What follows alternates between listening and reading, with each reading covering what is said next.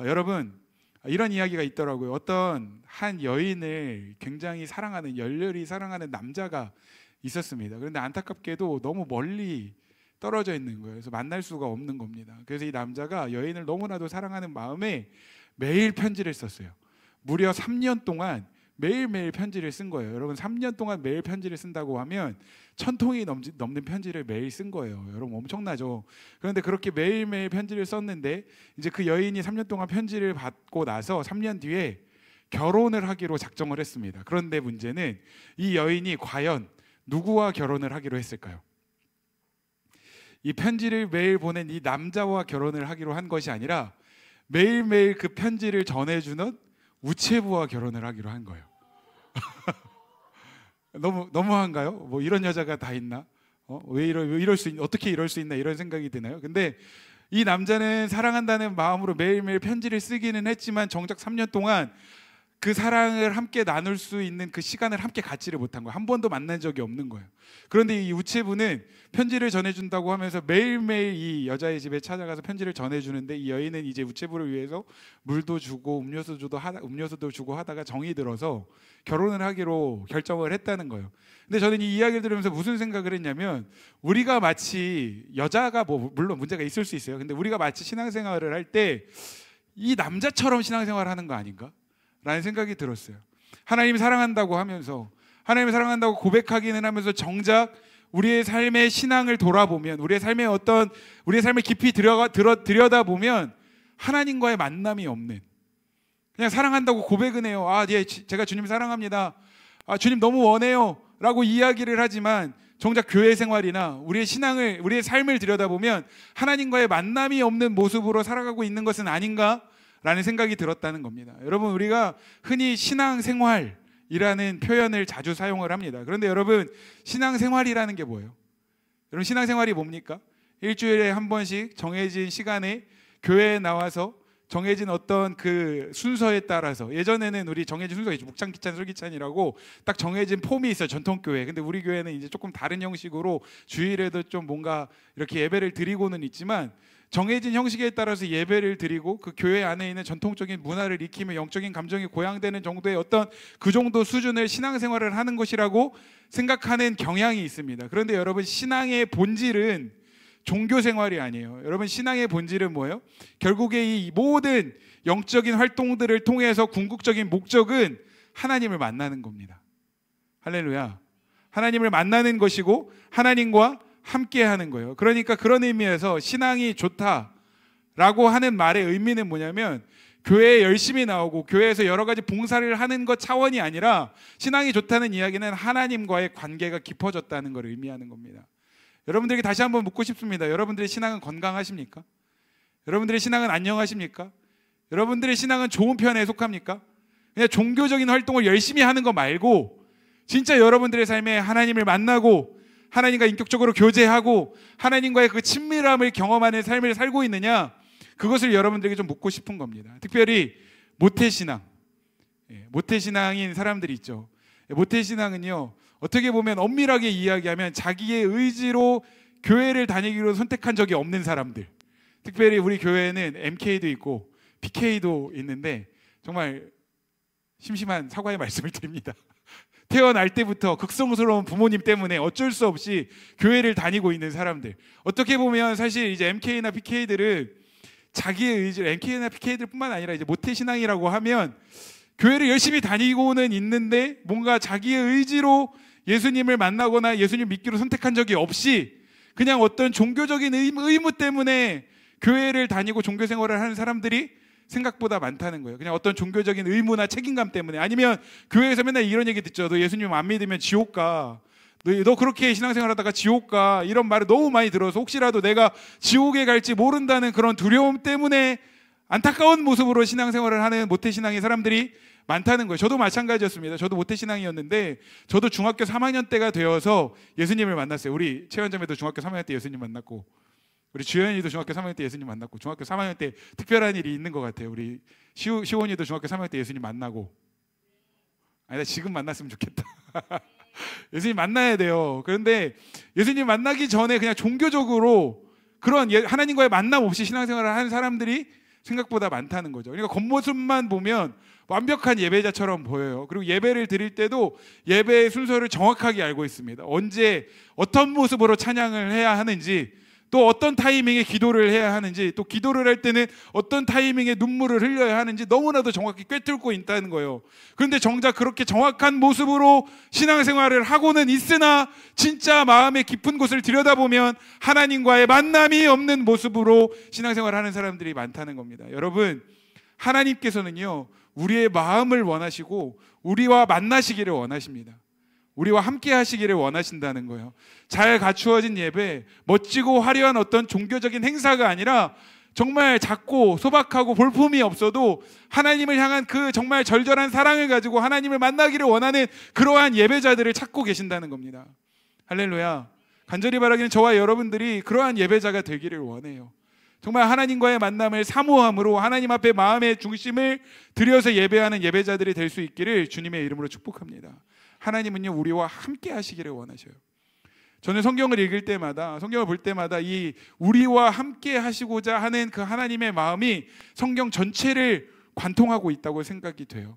여러분, 우리가 믿는 하나님은 어떤 하나님이십니까? 삼위일체 하나님이라고 고백을 합니다. 사실 성경에는 삼위일체라는 단어가 없지만 우리가 신앙으로 고백할 때 하나님은 삼위일체, 세 분이 한 분이신 하나님이라고 고백을 해요. 성부 하나님, 성자 예수님, 성령 하나님이 각각 독립적이고 개별적인 존재이시면 하나의 본성을 가지신 한 분 하나님이시다라고 고백을 하는데, 이해하려고 하지 마세요. 이해가 안 되는 거예요. 사실 삼위일체를 설명하기 위한 여러 가지 시도가 있었지만, 여러분, 우리 이성적인 이 한계로는요, 하나님의 존재 방식을 완벽하게 이해하기란 불가능한 거예요. 제가 이것에 대해서 엄청나게 고민을 많이 했는데 결론은 이거였어요. 그래서 하나님께서 존재하시는 방식이 나에게 이해가 된다면 나는 하나님을 믿지 않겠다. 하나님이 우리의 수준으로 이해가 된다면 하나님이 하나님이실 수 없죠. 하나님께서 존재하시는 방식을 우리는 이해할 수 없다는 거예요. 그런데 어쨌든 중요한 건 뭐냐면, 하나님은요, 처음부터 세 분이 한 분으로 존재하셨던 하나님, 다시 말하면 공동체적으로 존재하시는 하나님이셨다는 거예요.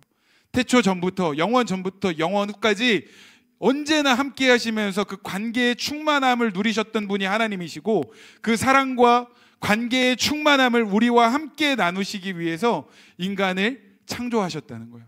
그것이 창조의 목적입니다. 그런데 죄로 말미암아서 하나님과 함께했던 에덴 동산에서 쫓겨나고 죽음이 찾아왔습니다. 성경에서 말하는 죽음이 무슨 의미입니까? 그냥 육체적인, 이 성경에서 말하는 죽음은요, 육체적인 죽음만을 의미하는 게 아니에요. 사실 이 죄로 인해서 우리에게 찾아온 죽음에 대해서 이야기하자면 굉장히 많은 시간을 할애해야 하는 신학적인 이야기이지만, 그냥 단순하게 간단하게 정리를 하자면, 죄로 말미암아 우리에게 죽음이 찾아왔다는 이야기는 하나님과 그 영원한 관계가 단절되고 분리되었다는 겁니다. 하나님께서 창조하셨던 그 목적대로 우리가 하나님 안에서 영원한 그 사랑의 충만함, 관계의 충만함을 더 이상 누리지 못하고 거기에서 단절되고 분리되어서 뭔가 늘 결핍과 부족함과 어떤 갈망과 갈급함을 가지고 살아갈 수밖에 없는 존재가 되어버리고 말았다는 거예요. 그런데 복음은 무엇입니까? 하나님께서는 여전히 그 죄의 문제를 해결하시고 우리와 함께 하시기를 원하신다는 거예요. 그래서 구약 성경을 보면 이스라엘 민족의 역사는 결국에 우리와 함께 하시는 하나님의 마음을 담은 이야기라고 생각이 돼요. 요즘 여러분, 우리가 공동체적 성경 읽기를 하고 있는데, 공동체적 성경 읽기 순서에 따라서 보면 지금 사사기를 읽고 있습니다. 그런데 여러분, 사사기를 읽어보면 여러분들 잘 아시는 것처럼 사사기에는요, 일정한 패턴이 있어요. 계속해서 반복되는 패턴이 있습니다. 하나님께서 이스라엘 민족에게 사사를 보내시면 사사가 다스리는 동안에는 이스라엘 민족이 하나님을 잘 섬깁니다. 그런데 사사가 죽고 나면 이스라엘 민족이 하나님 앞에 범죄하는 거예요. 그러면 하나님께서 이방 민족을 통해서 이스라엘 민족을 징계하십니다. 그러면 고통 가운데 다시 한번 이스라엘 민족이 하나님께 부르짖고 회개하면 하나님께서 다시 한번 사사들을 보내주시는 거예요. 그런데 안타까운 건 뭐냐면, 이 패턴이 반복되면 반복될수록 이스라엘 민족의 죄는 점점 더 심각해진다는 거예요. 그럼에도 불구하고 이스라엘 민족이 계속해서 하나님을 부르짖어서 기도하면 하나님께서는 포기하지 않으시고 계속해서 사사들을 보내주시죠. 왜 사사들을 보내주실까? 결국에는 거기에 그들과 함께 하고자 하는 하나님의 마음이 담겨 있는 거구나 라는 생각이 들었어요. 그리고 여러분, 이제 이 사사 시대를 지나서 이스라엘 민족을 대표하는 왕이 세워집니다. 사울 다음에 다윗 왕이 세워지죠. 그런데 여러분, 다윗 왕의 유일한 소원은 무엇이었습니까? 다윗의 평생에 가장 소중했던 소원은 주님의 전에 머물면서 하나님을 예배하는 것, 그것이 나의 소원입니다 라고 고백을 해요. 우리 시편 27편 4절 말씀, 제가 너무너무 사랑하는 말씀인데 같이 한번 읽어보겠습니다. 시작. 내가 여호와께 바라는 한 가지, 그것을 구하리니 곧 내가 내 평생에 여호와의 집에 살면서 여호와의 아름다움을 바라보며 그의 성전에서 사모하는 그것이니라. 나의 유일한 소망, 나의 유일한 원띵은 주님의 전에 머물면서 주님과 함께 그 사랑을 누리는 것입니다. 할렐루야. 사도행전 15장 16절을 보면 하나님께서 무너진 다윗의 장막을 내가 다시 일으켜 세우겠다라고 말씀하셨습니다. 그런데 여러분, 이 다윗의 장막이라고 하면 사실 하나님께서 직접 설계도를 주셨던 모세의 성막이나 역사상 가장 아름답고 화려했던 솔로몬의 성전에 비하면 너무너무 초라하고 보잘것없고 허름한 장막에 불과했다는 거예요. 그런데 하나님께서는 그 하나님께서 직접 설계도를 주신 모세의 성막, 아니면 역사상 가장 화려했던 솔로몬의 성전이 아니라 나는 다윗의 장막을 원한다, 나는 다시 한번 그 무너졌던 다윗의 장막을 일으킬 거야 라고 말씀하고 계신다는 거예요. 왜 하필이면 다윗의 장막일까요? 왜 하나님은 다윗의 장막, 겉으로 보기에는 정말 자랑할 것 없고 보여줄 것 없는 그 다윗의 장막을 원하셨던 걸까요? 거기에는 하나님을 사랑하는 예배자 다윗과 함께했던 하나님의 잊을 수 없는 추억이 있었던 거예요. 하나님은 지금도 여전히 우리와 함께 하시기를 원하신다는 거예요. 할렐루야. 그래서 저는 이 말씀을 묵상하면서, 저희 교회가 하비스트 처치이기는 하지만 이 성전에만 이름이 있어요. 다른 방은 잠옷실이고 소그룹실이고 한데 이 성전에만 이름이 있습니다. 혹시 우리 최현자매나 수현자매 혹시 보셨나요? 문 위에 딱 들어오시기 전에 사실 문 앞에 문 위에 이름이 써 있어요. 거기에 원띵홀이라고 되어 있습니다. 우리 이 작은 이 성전, 이 예배당이 정말 어떻게 보면 아무것도 아니지만 제 간절한 기대와 소망은 이 자리에 정말 하나님께서 바라시는 다윗의 장막이 세워지기를 간절히 소망합니다. 하나님과 함께하는 자리, 하나님과의 그 사랑을 누리는 자리, 하나님과의 그 관계의 충만함을 누리는 자리가 되기를 간절히 소망합니다. 특별히 우리와 함께 하시기를 원하시는 그 하나님의 마음이 이루어지는 하나님의 섭리와 계획의 하이라이트는요, 예수 그리스도예요. 예수님의 또 다른 이름이 무엇입니까? 임마누엘입니다. 우리와 함께 하시는 하나님. 그러니까 죄로 인해서 완전히 단절되고 분리되었던 그 하나님과 우리와의 관계를 회복시키시기 위해서 하나님과 동등하신 분이신 예수님께서 이 땅에 오셨고, 예수님께서 저와 여러분들이 받아야 할 모든 죄와 죽음의 저주를 대신 지시고 십자가에 달리셨다는 거예요. 그런데 그 십자가에 달리실 때 예수님께서 이렇게 외치셨습니다. 엘리 엘리 라마 사박다니 라고 외치셨다는 거예요. 엘리 엘리 라마 사박다니의 뜻이 뭐죠? 나의 하나님, 나의 하나님, 어찌하여 나를 버리셨나이까? 이 외침은요, 그냥 단순하게 고통을 이겨내기가 힘드셔서 뭔가 원망하듯이 외치는 것이 아니라 실제로 그 십자가 위에서 예수님은 하나님으로부터 버림받으셨다는 거예요. 영원 전부터 영원 후까지 단 한 번도 단절되거나 분리된 적이 없으셨던 아들 예수님께서 아버지 되시는 하나님과 분리되셨다는 거예요. 십자가 위에 죽으실 때 하나님은 아들 예수님을 외면하셨다는 겁니다. 십자가에서 당하셨던 고통 중에 예수님께 가장 고통스러웠던 것은 이 단절의 순간, 분리되는 이 순간이 아니었을까 생각이 돼요. 그런데 왜 십자가 위에서 예수님은 하나님으로부터 버림받고 단절되고 분리되셔야만 했습니까? 저와 여러분들을 위해서요. 단절되고 분리된 하나님과의 관계를 다시 한번 회복시켜 주시기 위해서 예수님이 십자가에 달리셨고 십자가 위에서 버림받으셨다는 거예요. 그리고 예수님께서 십자가에서 운명하시는 순간 휘장이 찢어졌습니다.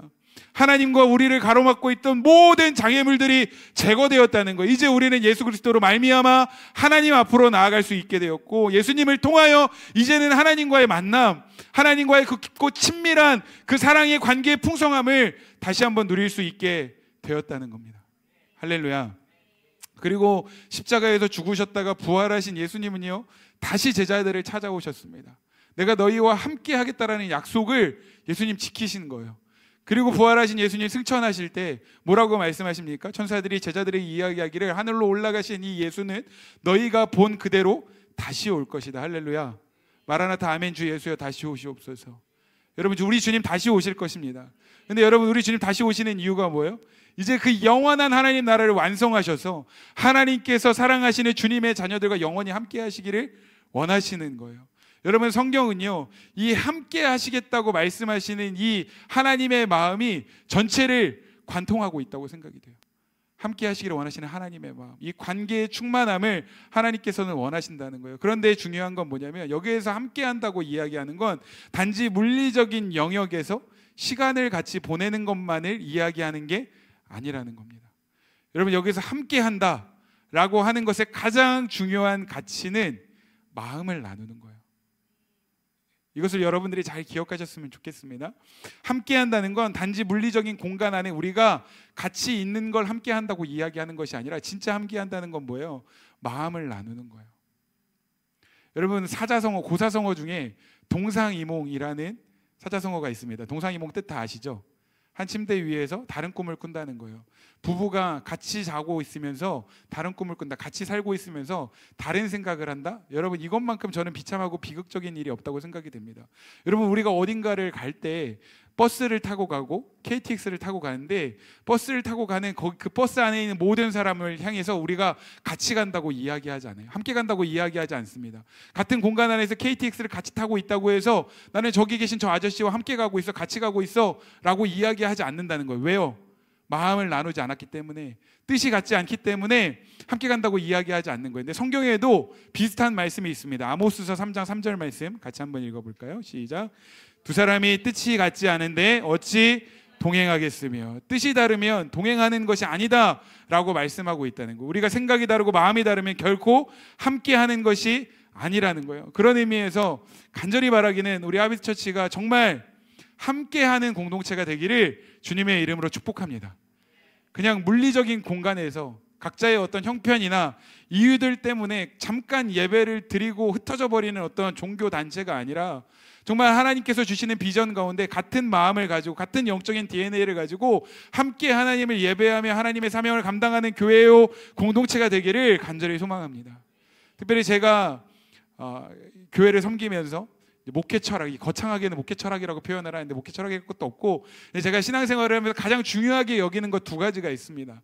첫 번째는 예배입니다. 저는요, 정말 하나님 앞에 전심으로 또 진심으로 온 마음을 다하여 하나님께서 기뻐하시는 예배를 드리고자 하는 그런 간절한 소망이 있습니다. 그런 예배가 우리 교회 가운데 세워지기를 원해요. 단 한 번 예배를 드리더라도 정말 하나님 앞에 몰입해서 하나님께 모든 것을 쏟아붓는 그런 예배, 정말 나의 목숨을, 생명을 드리는 그런 예배. 그래서 저의 기도 제목은 우리 교회 안에 그런 헌신된 기름 부으심 있는 예배자들이 세워지는 거예요. 계속해서 기도하고 있습니다. 여러분들도 함께 기도해 주시기를 부탁을 드려요. 그래서 예배자들이 함께 세워져서 정말 하나님 앞에 온전히 드려지는 특별한 기름 부으심이 있는 그런 예배를 꿈꾸고 있어요. 근데 그런 예배, 저도 예배를 준비할 때, 특별히 이제 설교를 메시지를 전할 때도 마찬가지죠. 제가 메시지 전할 때 저는 이제 뭔가 탁월한 설교자도 아니고 말을 막 잘하지도 않고 영향력이 있는 설교자도 아닙니다. 그런데 한 가지 제 안에 분명한 확신은 뭐냐면, 단 위에서 하나님께 주시는 마음을 나눌 때에는 최선을 다해서 제 모든 것을 쏟아내야 한다는 거예요. 제가 설교를 준비할 때마다 제 원고 위에 가장 이렇게 위에 딱 가장 먼저 써놓고 설교를 준비하는 어떤 제 나름대로의 어떤 캐치프레이즈 문구가 있습니다. 그게 뭐냐면, 오늘이 마지막인 것처럼이라는 문구예요. 오늘이 마지막인 것처럼 설교를 준비하고, 오늘이 마지막인 것처럼 예배를 드리고, 오늘이 마지막인 것처럼 메시지를 전하자는 거예요. 그래서 처음 보시는 분들은 이해가 안 될 수도 있어요. 교회 와서 몇 명 되지도 않는데 저 목사님은 왜 이렇게 소리를 바락바락 지르면서 설교를 하시나, 이런 생각이 드실 수도 있습니다. 근데 저는요, 10명이 있든 100명이 있든 1000명이 있든 그냥 똑같아요. 왜요? 사람에게 하는 것이 아니라 먼저는 하나님께 하는 것이기 때문에, 오늘이 마지막인 것처럼 저의 전 존재를 들여서 하나님을 예배하기를 원하는 거예요. 물론 저도 실패할 때 있죠. 피곤할 때 있고, 예배 드릴 때 실패할 때 있고, 실수할 때 있지만, 항상 제 마음에 새기고자 하는 건 예배를 드릴 때 하나님 앞에 나의 전 존재를 들여서 예배해야 한다. 여러분들 안에 이러한 같은 영적인 흐름이 있기를 소망합니다. 정말 마지막인 것처럼. 그래서 우리가 서산에서 농담처럼 이야기하기를 라스트 댄스다, 예배를 드릴 때마다 우리가 라스트 댄스다라고 이야기를 했는데, 정말 하나님 앞에 물론 우리 또 내일 예배할 수 있죠. 다음 주에 또 예배할 수 있습니다. 그러나 내일이 있다고 내일을 기대하며 예배를 하는 것이 아니라 오늘 또 하나님께서 부어주신 오늘의 은혜가 있어요. 그 은혜를 기대하며 오늘 하나님을 만나고 하나님 앞에 나의 삶을 드리는 그런 예배가 드려지기를 간절히 소망합니다. 그리고 두 번째로 제가 중요하게 여기는 것은 공동체예요. 공동체. 특별히 하나님께서 우리와 함께 하신다면 하나님께서 또 함께 하신 이 공동체를 소중하게 여기고 이 교회 공동체 안에서 진짜 하나님께서 디자인하신 교회를 경험하는 것이 저의 소망입니다. 우리 하비처치가 그러한 공동체로 세워지기를 원해요. 그래서 저는 예배를 드릴 때도 목숨을 걸고 최선을 다해서 예배를 드려야 한다고 생각을 하지만, 공동체적으로도 교제하고 뭔가 우리가 함께 연합하는 일에도 최선을 다해야 한다고 생각하는 사람이에요. 근데 저도 사실은 어떻게 보면 MBTI로 따지면 완전히 극아이입니다. 완전히 극아이. 그리고 이제 혈액형으로는 A형인데, 저를 잘 아는 이제 친구들은 저에게 트리플 A형이라고 이야기를 할 정도로, 예석이 너무 공감하면서 뒤에서 웃었다. 트리플 A형이라고 이야기할 정도로 굉장히 이제 내성적이고 소극적이고 어떻게 보면 되게 소심하기도 해요. 그러니까 누군가 새로운 사람들을 만나고 관계를 맺고 뭔가를 시도하는 게 저한테는 진짜 엄청난 용기가 필요한 일이고 되게 도전적인 일입니다. 그럼에도 불구하고 저희 교회 안에서 자꾸 제가 뭔가를 시도하는 이유는 함께 하는 데 가치가 있다고 믿기 때문입니다. 함께하는 공동체 가운데 하나님께서 그 공동체 가운데 함께 하시고 그 일들을 기뻐하신다고 믿기 때문에 저는 공동체 안에서 계속해서 뭔가를 시도하는 거예요. 그래서 저는 오늘 아우팅도 너무너무 기대가 됩니다. 우리 수연자매가 못 간다고 해서 제가 어젯밤에 너무 속상했어요. 너무 슬펐어요. 어쩔 수 없는 상황이 있으시겠지만 그래도 이제 같이 함께하는 우리 지체들이 이 아우팅을 통해서, 어떤 사람들 그렇게 생각할 수 있죠. 나가서 뭐 그렇게 놀고 먹고 하는 게 무슨 의미가 있냐. 저는 거기에 의미가 있다고 생각이 돼요. 예수님께서 하신 일이 뭐예요? 이 땅에 오셔서 하신 일이라고는 사람들 찾아다니면서 먹고 식사하고 교제하고 하신 일들밖에 없어요. 그래서 다른 사람들이 볼 때는 예수님을 향해서 먹고 마시기를 탐하는 자라고 그렇게 오해를 받으실 정도로 교제하는 일에 힘쓰셨다는 거예요. 예수님이 그렇게 하셨다면 우리도 마땅히 그렇게 해야 하지 않겠습니까? 저는 우리 공동체가 정말로 그냥 물리적인 영역에서 각자의 필요 때문에 어쩔 수 없이 예배를 드리고 돌아간 흩어져 버리는 그런 종교 집단이 아니라 진짜 마음이 연결되고 연합하고 한 몸이 되는 그런 공동체로 세워져 갈 수 있기를 간절히 소망합니다. 아멘. 그 일을 위해서 예수님께서 여기 오셨다는 거예요. 이 땅에 오셨다는 거예요. 특별히 우리 공동체적인 관계뿐만 아니라 하나님께서 우리에게 원하신 하나님과의 관계가 있어요. 하나님께서 우리에게 무엇을 원하실까요? 호세아서 6장 6절 말씀 같이 한번 읽어보겠습니다. 시작. 나는 인애를 원하고 제사를 원하지 아니하며 번제보다 하나님 아는 것을 원하노라. 나는 제사보다 하나님을 향한 사랑을 원한다라고 말씀하고 계셔요. 어떤 물리적인 공간에서 잘 준비된 종교적인 행사보다 하나님 아는 것을 원한다고 말씀하시는 거예요. 다시 말하면 하나님이 우리에게 원하시는 건 하나님을 향한 마음, 하나님을 향한 사랑입니다. 반주 좀 해주시겠어요? 여러분, 하나님 사랑하십니까? 다시 한번 진지하게 묻고 싶습니다. 여러분, 하나님 사랑하십니까? 예수님은요, 그 12명의 제자를 택하셨고 12명의 제자들을 늘 데리고 다니셨습니다. 한 3개월, 3주 이 정도가 아니라 3년 동안 같이 다니셨죠. 그 예수님의 그 제자 훈련의 커리큘럼은 다른 것이 아니었습니다. 함께하는 거였어요. 함께하는 것이 가장 중요한 커리큘럼이었어요. 마가복음 3장 14절부터 15절까지 말씀 같이 한번 읽어볼게요. 시작.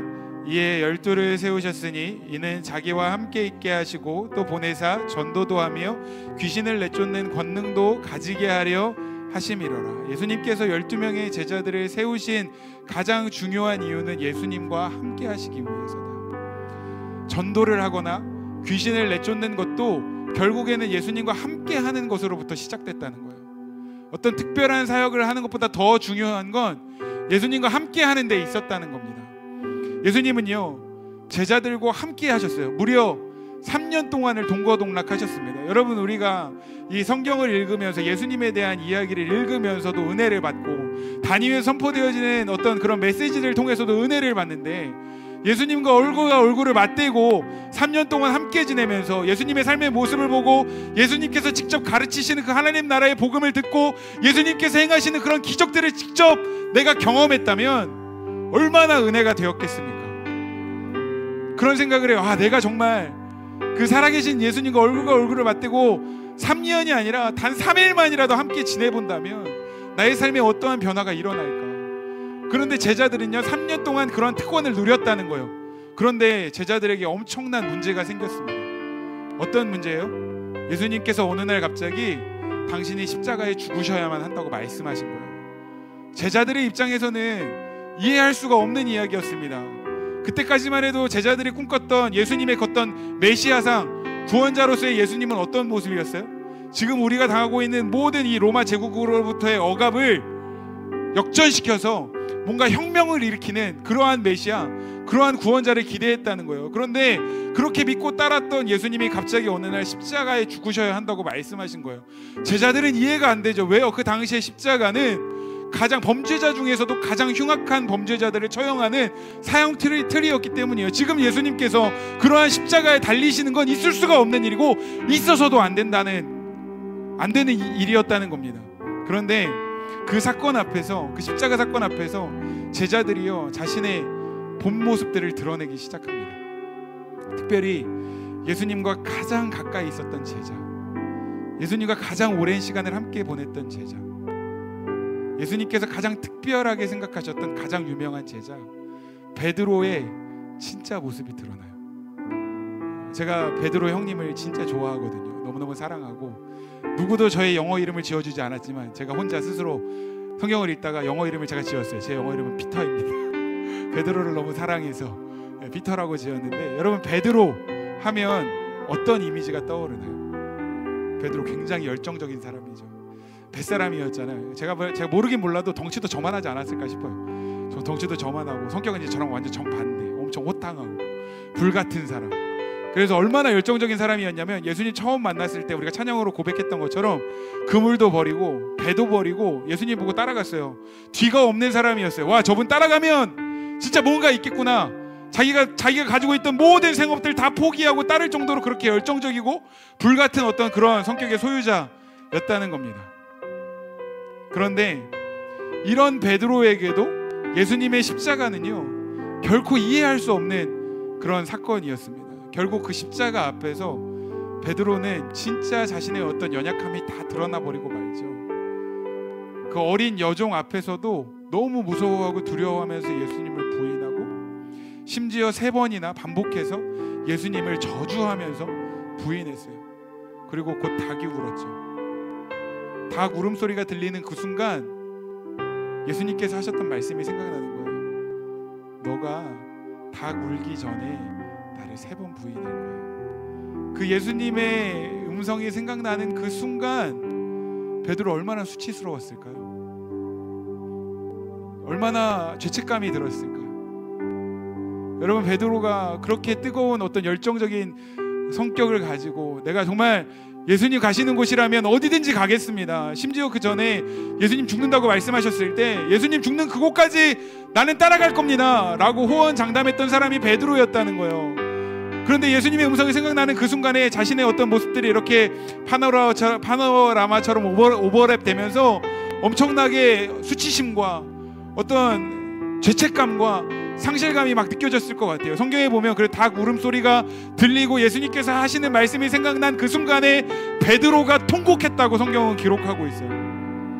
베드로의 어떤 그런 성격에 자신이 실패했다라는 그런 것을 깨달았을 때, 자신의 진짜 모습을 깨달았을 때 그냥 소극적으로 흐느끼면서 울지는 않았을 것 같아요. 진짜로 대성통곡하면서 울지 않았을까라고 생각이 됩니다.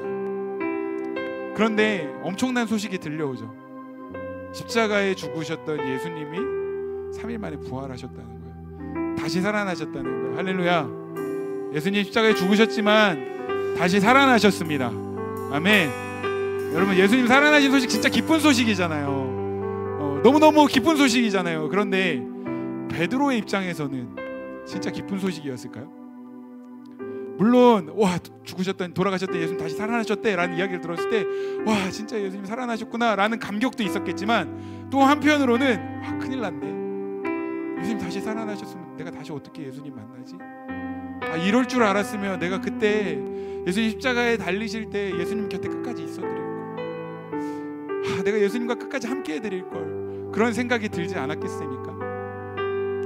그래서 베드로는요, 예수님 살아나셨다는 소식을 듣고도 예수님을 따를 만한 자격이 없다고 생각을 하고 고향으로 돌아가요.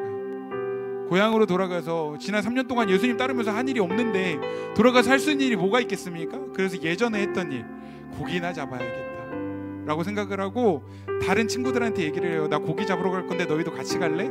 라고 해서 그 따라가는 친구들이 있었어요. 베드로가 친구들과 함께, 다른 제자들과 함께 고기를 잡으러 배를 타고 간 거예요. 근데 밤을 새워 고기를 잡아도 고기가 한 마리도 안 잡히는 거야. 이미 베드로는요, 그것 아니어도 예수님 사건 때문에 이미 자존감이 낮아질 대로 낮아진 사람이었는데 고기도 안 잡히니 얼마나 마음이 상실감이 컸겠습니까? 완전히 실패한 밤이에요. 실패한 밤인데 그 밤에 해가 이제 밤이 지나고 해가 막 뜨기 시작할 그 새벽 무렵에 예수님께서 베드로를 다시 찾아온 거예요. 제자들을 찾아오신 거예요. 저 배를 타고 고기도 못 잡고 그렇게 상실감에 젖어 있는 제자들을 향해서 바닷가에 서신 예수님께서 말씀하시는 거예요. 그물을 오른쪽에 던져라. 그때까지 제자들은요, 거기에 서 계신 분이 예수님인 줄 알지 못했어요. 근데 어쨌든 그 음성에 순종을 해서 오른쪽에 그물을 던집니다. 오른쪽에 그물을 던졌더니 몇 마리가 잡혔죠? 모나미 153마리가 그때 잡히는 거예요. 153마리가 잡히고 나서 그제서야 요한이 저기 바닷가에 서 계신 분이 예수님이라는 것을 발견하게 돼요. 그리고 이 요한이 베드로에게 얘기를 해줘요. 베드로야, 저기 계신 분이 예수님이야. 저기 계신 분이 십자가에 죽으셨다가 살아나신 예수님이야 라고 이야기를 하니까 저는 이 장면이 너무 감격스러운 거예요. 베드로가 그 이야기를 듣자마자 겉옷을 챙겨서 들쳐업고 바닷가에 아직 배 위야, 예수님 저기 계신데 바닷가로 뛰어든 거예요. 바닷가로 뛰어들어서 예수님을 향해서 막 달려가는 거야. 여러분 상상해 보세요. 베드로가 어떤 마음으로 예수님을 향해서 달려갔을까요? 죄송한 마음도 있었지만 지금 다시 살아계셔서 부활하신 예수님이 저기에 계시는 것을 보면서 달려갈 때 아무것도 보이지 않았을 거예요. 그냥 예수님만 바라보면서 예수님을 향해서 막 달려가는 거예요. 달려갔는데 예수님이 거기에 모닥불을 피워놓고 모닥불 위에 떡이랑 생선을 구워서 아침 식사를 준비해 놓으셨네. 베드로는 지금 근데 그 아침 식사 준비해 놓은 게 문제가 아닌 거라. 베드로가 모닥불을 딱 보는 순간, 예수님 그 앞에 앉아 계시고 모닥불을 딱 보는 순간 무슨 생각이 들었을까요? 예수님 십자가에 달리시던 그날 밤 사람들이 그 모닥불 앞에 앉아가지고 이렇게 쪼그리고 앉아서 얘기하면서 베드로한테 얘기했거든요. 너 예수님 따라다니는 사람 아니냐. 근데 그 모닥불 앞에서 베드로가 예수님 부인했단 말이에요. 그 모닥불 다시 피워놓고 예수님이 거기 앉아 계신 거야. 자신이 실수하고 실패했던 그 모든 기억들이 다시 살아나는 거예요. 지금 예수님 다시 만나서 뭔가 진짜 감격스럽고 너무 감사하기는 한데 지금 당장에 자기가 실패했던 것들, 그래서 예수님 앞에 설 만한 자격이 없다는 그 사실이 베드로를 너무너무 힘들게 하는 거예요.